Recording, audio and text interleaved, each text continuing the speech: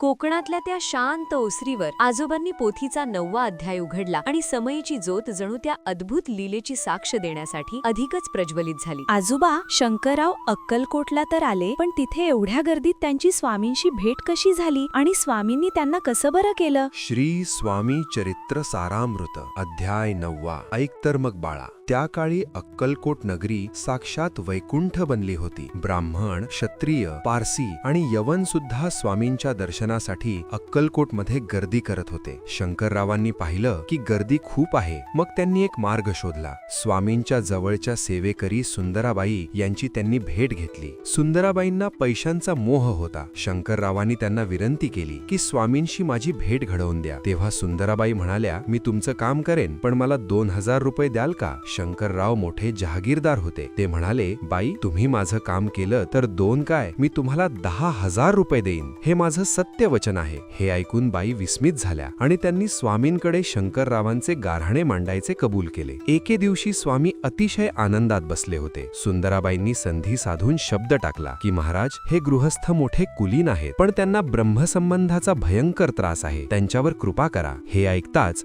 स्वामी काही न बोलता उठले आणि तडक गावाबाहेरील स्मशानभूमीकडे चालू लागले. तिथे गेल्यावर यवन स्मशानभूमीत एका नव्या थडग्यात खाचेत स्वामी आपली छाती टाकून निजले. सेवेकऱ्यांनी शंकररावांना समजावलं की राव, स्वामींनी तुमच्यावरचं मरण स्वतःवर घेऊन तुमचं संकट टळवलं आहे. काही वेळाने स्वामी तिथून उठले आणि शेख नूराच्या दर्ग्यावर गेले. स्वामींच्या या लीलेमुळे शंकररावांना खूप समाधान वाटलं. त्यांनी त्याच दिवशी तिथे सर्व फकीरांना भोजन दिलं आणि शेख नूराच्या दर्ग्यावर श्रद्धेने कफनी चढवली. काही दिवसांनी स्वामींनी शंकररावांना एक अजब औषध सांगितलं. ते म्हणाले, कडुनिंबाचा पाला बारीक वाटून त्यात 10 मिरे टाका आणि ते औषध घ्या. साक्षात स्वामीच जिथे वैद्य झाले तिथे व्याधी कशी टिकणार? शंकररावांनी श्रद्धेने ते औषध घेतलं आणि 10च दिवसात त्यांना आराम पडला. काही महिन्यात तो ब्रह्मसंबंध त्यांना सोडून कायमचा निघून गेला. शंकरराव आनंदाने पुन्हा अक्कलकोटला आले. त्यांनी सुंदराबाईंना दिलेला शब्द पाळायचा ठरवला. पण स्वामींनी त्यांना सांगितलं, ते पैसे सुंदराबाईंना नकोत. गावाबाहेर जिथे मारुतीचं मंदिर आहे